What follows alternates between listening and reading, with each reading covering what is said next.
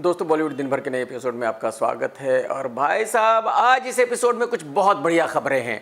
सबसे पहली खबर है आमिर खान और उनकी एक्स वाइफ किरण राव के बारे में। आमिर खान ने एक फिल्म प्रोड्यूस की है जिसका नाम है लापता लेडीज, और इस फिल्म को डायरेक्ट किया है किरण राव ने। यह फिल्म जल्दी ही रिलीज होने वाली है और आजकल आमिर खान और किरण राव इस फिल्म का प्रमोशन कर रहे हैं। इसी प्रमोशन की वजह से इन दोनों की मुलाकात मीडिया वालों से होती ही रहती है। एक मीडिया वाले ने आमिर खान से पूछा कि भाई, जब आप दोनों का डिवोर्स हो चुका है तो डिवोर्स के बाद आप दोनों 24 आवर साथ में क्यों रहते हो? साथ में ही काम करते हो, साथ में ही खाना खाते हो, साथ में ही उठते हो, साथ में ही बैठते हो, कहीं जाते हो तो साथ में जाते हो। तो डिवोर्स के बाद आप दोनों में इतना ज्यादा प्यार क्यों हो गया है? और अगर इतना ज्यादा प्यार था तो फिर डिवोर्स क्यों लेना था? इस पर आमिर खान ने भड़कते हुए कहा कि भाई साहब, अगर डिवोर्स हो गया है तो इसका मतलब ये नहीं कि डॉक्टर ने कहा है कि हमारी दुश्मनी हो गई है। हमने डिवोर्स लिया है तो अब हम पति पत्नी नहीं हैं लेकिन दोस्त हैं। आमिर भाई, दुनिया भर में यही कहा जाता है कि जब पति पत्नी दोस्त की तरह होते हैं तो वो रिलेशन बहुत लंबा चलता है, क्योंकि वो बहुत अच्छा रिलेशन होता है। लेकिन आपका कुछ उल्टा है कि आप दोस्त तो हैं लेकिन पति पत्नी नहीं रहना चाहते, आप लोगों ने डिवोर्स ले लिया है। तो हकीकत यह है कि आप सरासर झूठ बोल रहे हो। अब जबकि आप 24 आवर किरण राव के साथ ही रह रहे हैं तो इसका मतलब यह है कि आपको किरण के साथ रहने में कोई प्रॉब्लम नहीं थी। बस एक छोटी सी प्रॉब्लम थी, वो ये थी कि जब किरण पत्नी थी उस वक्त आप किरण के सामने गुलछर्रे नहीं उड़ा सकते थे, आप किरण के सामने किसी को भी अपने घर पर नहीं ला सकते थे। लेकिन अब आपकी मर्जी है, आपके घर पर कोई भी लड़की आ सकती है, आप किसी से भी फ्लर्ट कर सकते हैं, आप किसी के साथ भी मौज मस्ती कर सकते हैं, क्योंकि अब आप पति पत्नी नहीं हैं। तो आमिर भाई, हकीकत यह है कि आप बूढ़े हो गए हो लेकिन बंदर की तरह गुलाटी मारना नहीं भूले हो। आपको अभी भी मौज मस्ती करनी है, अभी भी फ्लर्ट करना है, और बस सिर्फ इतनी सी ही वजह है कि आपने डिवोर्स लिया है। आज की दूसरी खबर है मुकेश अंबानी के छोटे बेटे अनंत अंबानी की शादी के बारे में। यह शादी जामनगर में जल्दी ही होने वाली है और जो शादी से पहले की रस्में होती हैं वो शुरू हो गई हैं। इसी शादी में हिस्सा लेने के लिए और परफॉर्म करने के लिए रणबीर कपूर और आलिया भी जामनगर पहुंच चुके हैं और वहां जमकर रिहर्सल कर रहे हैं। मैं आपको बता दूं कि अनंत अंबानी, आलिया और रणबीर बहुत अच्छे दोस्त हैं। ये हफ्ते में एक बार साथ पार्टी जरूर करते हैं और अभी तो रणबीर और आलिया ही वहां पहुंचे हैं। आने वाले वक्त में पूरा बॉलीवुड वहां जाएगा। दोस्तों, आज की तीसरी खबर यह है कि मैंने अपने पिछले वीडियो में कहा था कि बॉलीवुड में तकरीबन सभी 12th फेल हैं। आप में से बहुत सारे लोगों ने कमेंट्स में कहा है कि भाई 12th फेल कौन कौन है, मैं डिटेल में बताऊं। तो भाई साहब, मैं आप लोगों को फिर से बताना चाहता हूं कि जैसे कि मैंने अपने पिछले वीडियो में कहा था कि 99% बॉलीवुड वाले 12th फेल हैं। और अगर आपको डिटेल में ही सुनना है तो सुन लो। ऋतिक रोशन, रणबीर कपूर, अभिषेक बच्चन तीनों 12th फेल हैं। अर्जुन कपूर, वरुण धवन दोनों 9th फेल हैं। अक्षय कुमार और उनकी वाइफ ट्विंकल दोनों ही 12th पास हैं और अभी अभी कुछ दिनों पहले ट्विंकल ने ग्रेजुएशन भी किया है। जॉन और इमरान हाशमी भी दोनों 12th फेल हैं, जबकि आमिर खान 7th फेल है। आलिया भट्ट 10th फेल है और कियारा एडवानी 12th फेल है। कैटरीना, काजोल, रानी मुखर्जी तीनों 12th फेल है। अजय देवगन भी 12th फेल है और शाहिद कपूर तो 10th फेल है। बॉलीवुड में दो पढ़े लिखे एक्टर भी हैं। शाहरुख खान ने ग्रेजुएशन किया है, जबकि रितेश देशमुख एक बढ़िया आर्किटेक्ट हैं। हालांकि रितेश की वाइफ जेनेलिया भी 12th फेल है। गोविंदा बेचारा 5वीं फेल है, जबकि अनिल कपूर साहब 10th फेल हैं। संजू बाबा का भी पढ़ाई में मन नहीं लगता था, वो भी 12th फेल है। सिद्धार्थ मल्होत्रा भी 12th फेल है, जबकि टाइगर 10th फेल है। अपनी कंगना दीदी भी बहुत पढ़ी लिखी है, वो भी 10th फेल है। भाई साहब, मुझे आप एक बात बताओ, अगर ये लोग पढ़े लिखे होते तो एक्टर क्यों बनते?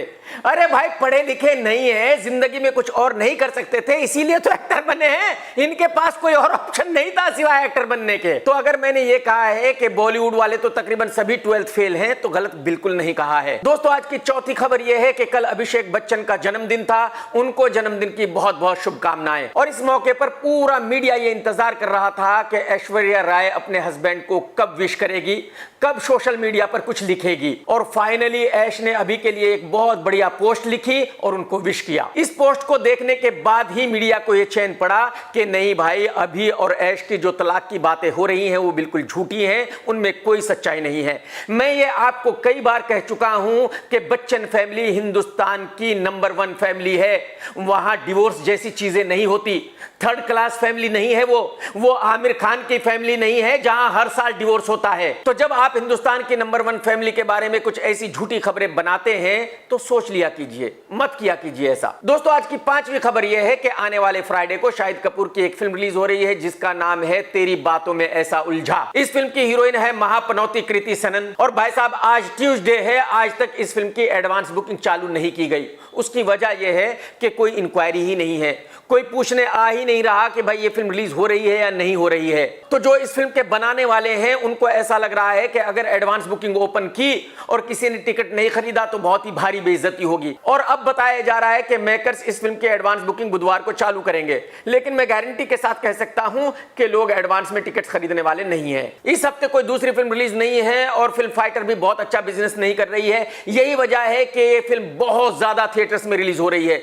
तकरीबन 4200 स्क्रीन्स में ये फिल्म रिलीज होगी और यही वजह है कि शायद इस फिल्म का पहले दिन का बिजनेस 4 से 5 करोड़ रुपए आ जाएगा। अगर ये फिल्म बहुत अच्छी हुई तो शायद 50-60 करोड़ रुपए का बिजनेस कर लेगी। अगर ये फिल्म खराब हुई तो शायद 30-35 करोड़ रुपए का ही बिजनेस करेगी। और मैं आपको ये बता दूं कि शाहिद कपूर ने इस फिल्म के लिए चार्ज किया है 40 करोड़ रुपए। कितना भाई साहब?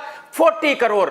अब मेरी समझ में यह नहीं आता कि अगर शाहिद कपूर की फिल्म लाइफ टाइम बिजनेस ही 40-50 करोड़ रुपए का करती है तो ये जो निर्माता हैं शाहिद कपूर को 40 करोड़ रुपए कैसे देते हैं? ये निर्माता वो पैसे कैसे रिकवर करेंगे जो शाहिद कपूर की फिल्म पर खर्च हुए हैं? लेकिन एक्चुअली वो पैसे रिकवर करने की जरूरत ही नहीं है।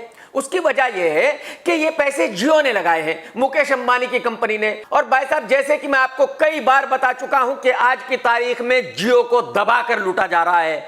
जिसका चांस लग रहा है वो जियो को लूट रहा है। इस घटिया सी फिल्म का बजट है तकरीबन 120 करोड़ रुपए और भाई साहब रिकवर होगी मैक्सिमम 40 करोड़ रुपए। तो अब आप अंदाजा लगाइए कि कितना नुकसान होगा और जियो को किस तरह से लूटा जा रहा है। दोस्तों, आज की 6ठी खबर है फिल्म फाइटर के बारे में। मैंने पिछले वीडियो में यह कहा था कि फाइटर एक फ्लॉप फिल्म नहीं है और उसकी वजह यह है कि इस फिल्म पर जो पैसे लगे हैं वो शायद रिकवर हो गए हैं। तो अगर पैसे रिकवर हो गए हैं तो इसका मतलब फिल्म फ्लॉप नहीं है। लेकिन मैंने ये बिल्कुल नहीं कहा कि ये फिल्म बहुत बड़ी हिट है। तो आप में से बहुत लोगों ने कमेंट्स में यह कहा कि भाई मैं इस फिल्म को हिट क्यों बता रहा हूं। भाई साहब, हिट नहीं बता रहा हूं, बात को समझा करो। जब मैं कुछ कहता हूं तो जरा ध्यान से सुना करो। फिल्म फाइटर का बॉक्स ऑफिस होगा तकरीबन 225 करोड़ रुपए, यानी कि इंडियन थिएट्रिकल राइट से मिलेगा 100 करोड़ रुपए। ओवरसीज का शेयर होगा तकरीबन 50 करोड़ रुपए। म्यूजिक बिका है 25 करोड़ रुपए में और जो फिल्म के अंदर कुछ कंपनियों का प्रमोशन किया गया है उससे आए हैं तकरीबन 25 करोड़ रुपए, यानी कि टोटल हो गए 200 करोड़ रुपए। जबकि बॉक्स ऑफिस होगा 225 करोड़ रुपए का तो सैटेलाइट राइट्स की वैल्यू हो गई तकरीबन 75 करोड़ और डिजिटल राइट्स बिके हैं तकरीबन 100 करोड़ रुपए में, यानी कि टोटल रिकवरी हो गई 375 करोड़। अगर यह फिल्म 400 करोड़ रुपए में भी बनी थी तो इसका मतलब यह हुआ कि इस फिल्म ने तकरीबन वो पैसा रिकवर कर लिया है जो इस फिल्म पर खर्च किया गया था, क्योंकि निर्माताओं के पास फिल्म के आईपी राइट्स भी हैं। तो मेरा कहने का मतलब सिर्फ इतना सा है कि यह फिल्म हिट नहीं है लेकिन फ्लॉप भी नहीं है। दोस्तों, आज की 7th खबर है भूमि पेडनेकर की वेब सीरीज भक्षक के बारे में। आप सभी जानते हैं कि यह वेब सीरीज नेटफ्लिक्स पर रिलीज हो रही है और भूमि आजकल इसका प्रमोशन कर रही है। एक्चुअली भक्षक एक वेब सीरीज नहीं है बल्कि फिल्म है। तो जब किसी मीडिया वाले ने भूमि से पूछा कि आपकी फिल्म थिएटर में रिलीज क्यों नहीं हो रही है, आप तो बहुत बड़ी सुपरस्टार हो, तो फिर आप इस फिल्म को ओटीटी पर रिलीज क्यों कर रही हो? तो भूमि ने कहा कि देखो, जो हमारी फिल्म है वो बहुत ही सेंसिटिव फिल्म है तो उसको प्रोटेक्ट किया जाना बहुत जरूरी है। देखो भूमि जी, आप अच्छी तरह जानते हो कि आप 12th फेल हो, तो आप बहुत ज्यादा होशियार तो हो नहीं। तो अगर आप ऐसा समझ रही हो कि आप पब्लिक को बेवकूफ बना दोगी तो बिल्कुल ही गलत समझ रही हो। हकीकत यह है कि आप इतनी बड़ी स्टार हो कि आपका ऑफिस बॉय, नाई, धोबी, कसाई, हलवाई भी आपकी फिल्म नहीं देखता। पब्लिक की तो बात ही छोड़ दीजिए। तो अगर यह फिल्म थिएटर में रिलीज होती तो इसको कुत्ता भी देखने नहीं जाता, यह सुपर डुपर डिसास्टर होती। और यही वजह है कि शाहरुख खान साहब ने इस फिल्म को थिएटर में रिलीज नहीं किया, सीधे ओटीटी पर रिलीज किया है। तो जब मीडिया वाले ने आपसे पूछा था तो आपको सच रिप्लाई करना चाहिए था। आपको कहना चाहिए था कि देखो भाई, अगर यह फिल्म थिएटर में रिलीज होती तो इसको कोई देखने नहीं आता, क्योंकि मैं कोई स्टार तो हूं नहीं, इसलिए हम इस फिल्म को ओटीटी पर रिलीज कर रहे हैं। बात खत्म। दोस्तों, आज की 8वीं खबर है एनिमल के डायरेक्टर संदीप रेड्डी के बारे में। आप सभी को पता है कि ये बंदा किसी ना किसी को गालियां देता ही रहता है, किसी ना किसी के बारे में कुछ कहता ही रहता है।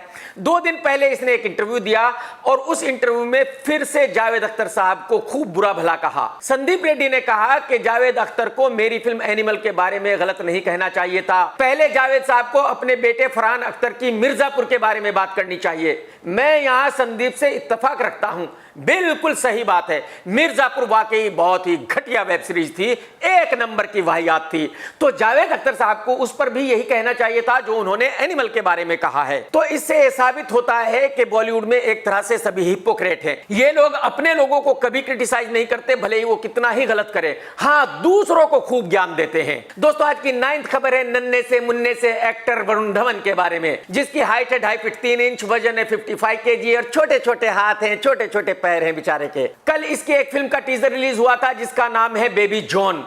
अब बहुत लोग ये कह रहे हैं कि भाई इसका नाम बेबी क्यों रखा गया है। अरे भाई साहब, जिस फिल्म का हीरो वरुण धवन हो तो उस फिल्म का नाम बेबी नहीं होगा तो क्या होगा? वो बेचारा दिखता ही बेबी जैसा है। आप क्या चाहते हो कि उसकी फिल्म का नाम पठान हो? अरे भाई साहब, पठान के जो खजूर होते हैं वो भी वरुण धवन से बड़े होते हैं। तो वरुण धवन की फिल्म का नाम अगर बेबी रखा गया है तो बिल्कुल 100% करेक्ट रखा गया है।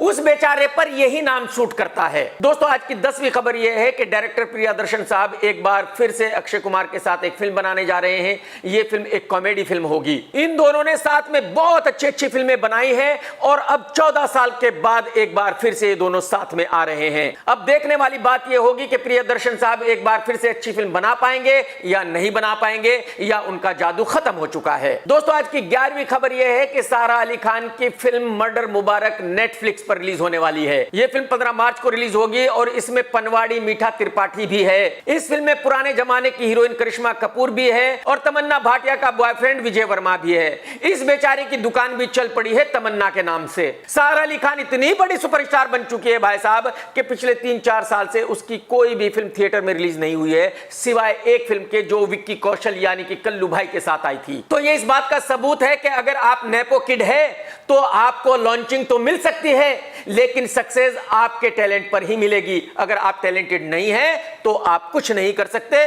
पब्लिक आपको रिजेक्ट कर देगी, पब्लिक आपको 0 स्टार बनाकर घर बैठा देगी। दोस्तों आज की 12th खबर है 12th फेल के एक्टर मेधा शंकर के बारे में। आप सभी को पता है 12th फेल एक हिट फिल्म है और यही वजह है कि कुछ लोग मेधा को अपनी फिल्म में लेना चाहते हैं। जब एक प्रोड्यूसर ने मेधा को अप्रोच किया और उससे कहा कि मैं आपको अपनी फिल्म में लेना चाहता हूं, तो इस लड़की ने कहा कि मैं तो स्क्रिप्ट पढ़ूंगी, मुझे स्क्रिप्ट दीजिए आप। मैडम जी आप भी स्क्रिप्ट पढ़ेंगे? नहीं नहीं नहीं, ऐसा मजाक मत करो। मतलब आप पहले स्क्रिप्ट पढ़ेंगी, फिर ये आप डिसाइड करेंगी कि वो फिल्म अच्छी है या नहीं, और तब आप फिल्म करेंगी। मतलब आपको एक फिल्म के हिट होते ही इतना ज्यादा पता चल गया कि जितना किसी को नहीं पता।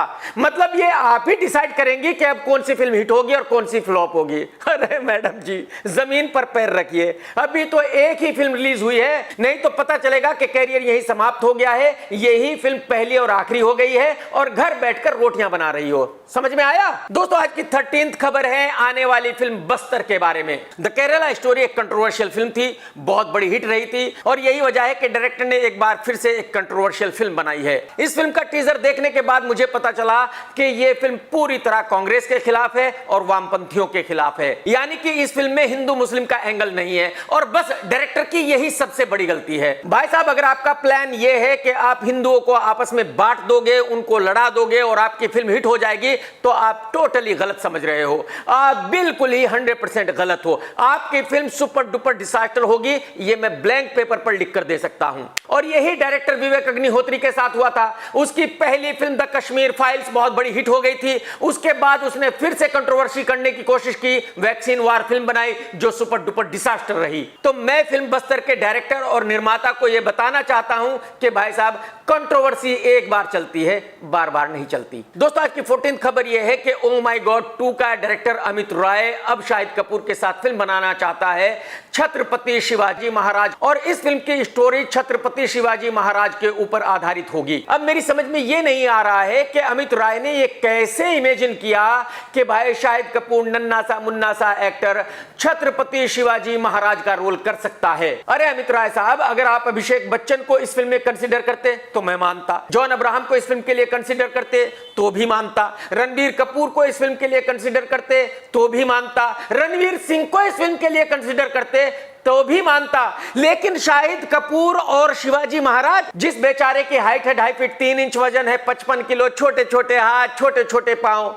वो वॉरियर दिखेगा। अरे भाई साहब, मजाक मत करो यार। दोस्तों, आज की 15th खबर है ठरकी एक्टर दर्शन जरीवाला के बारे में। ये एक्टर सिंटा का वाइस प्रेसिडेंट था और अब इसने रिजाइन कर दिया है। रिजाइन करने की वजह यह है कि इस पर एक लड़की ने आरोप लगाया है कि इसने उसके साथ गंधर्व विवाह किया था और उस गंधर्व विवाह के बाद उस लड़की को एक बच्चा पैदा हो गया, लेकिन ये भाई साहब कह रहा है कि वो मेरा बच्चा है ही नहीं। दोस्तों, आज की 16th खबर यह है कि अक्षय कुमार सिंगर भी बन गया है। अक्षय कुमार ने लॉर्ड शिवा का एंथम गाया है शंभू, और मैंने इस गाने का टीजर देखा है। अक्षय कुमार ने बढ़िया गाया है और गाने को बहुत बड़े स्केल पर शूट किया गया है, यानी कि बहुत बढ़िया लग रहा है। अक्षय कुमार इससे पहले भी एक फिल्म में एक गाना गा चुका है और वो गाना भी अक्षय ने बढ़िया गाया था। दोस्तों, आज की 17th खबर यह है कि विराट कोहली की वाइफ अनुष्का दोबारा प्रेग्नेंट है, यानी कि विराट कोहली और अनुष्का को दूसरा बच्चा पैदा होने वाला है।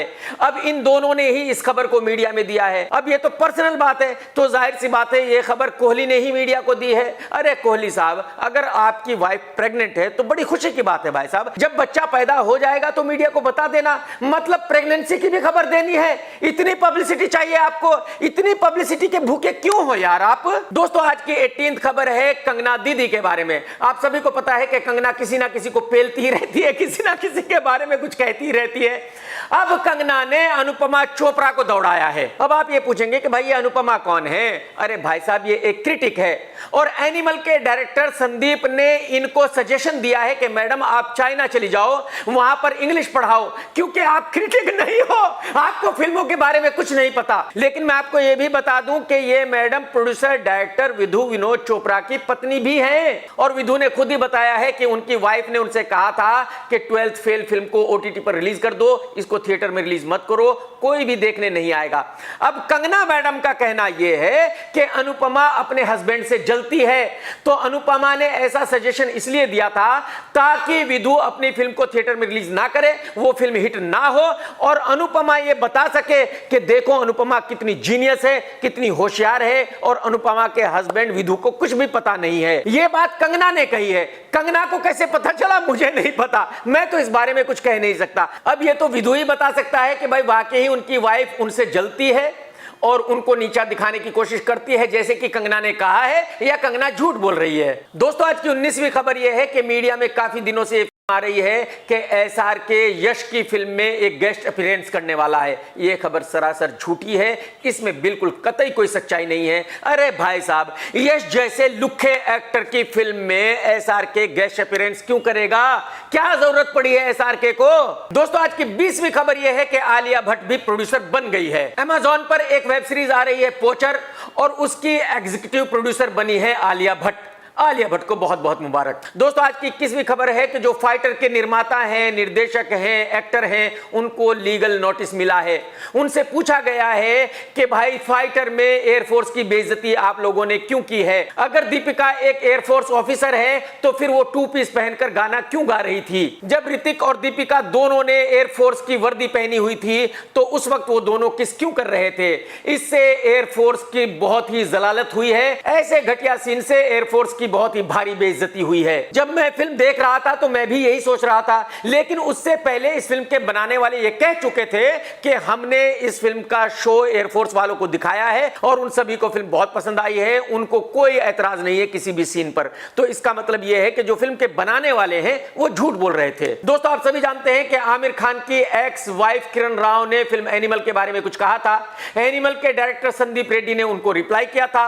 अब फिर से किरण राव ने संदीप रेड्डी को रिप्लाई किया है। किरण ने कहा है कि ना मैंने संदीप की फिल्म एनिमल देखी और ना ही कबीर सिंह देखी, मैं ऐसी घटिया फिल्में नहीं देखती। किरण राव का यह कहना है कि मैंने जो भी लड़कियों के बारे में कहा था वो नॉर्मल बात थी। मैं एक लड़की हूं और मैं हमेशा लड़कियों को सपोर्ट करती हूं और करती रहूंगी। तो अगर एनिमल में लड़कियों को एक चीज दिखाया गया है, एक सामान की तरह दिखाया गया है, तो मैंने उसके बारे में बात की, लेकिन मैंने फिल्म नहीं देखी। अब मुझे पूरी उम्मीद है कि किरण का यह बयान सुनकर संदीप रेड्डी फिर से भड़केगा और फिर से कुछ ना कुछ जरूर किरण राव के बारे में कहेगा। दोस्तों, अगर आपने अभी तक मेरा चैनल सब्सक्राइब नहीं किया तो कर लो और घंटी नहीं दबाई तो जरूर दबा दो। और भाई साहब, अगर आपने ये वीडियो देखा है तो लाइक करना बिल्कुल मत भूलना। कमेंट्स करके जरूर बताना कि आपको वीडियो कैसा लगा। टेक केयर दोस्तों, tata bye bye, love you, जय हिंद।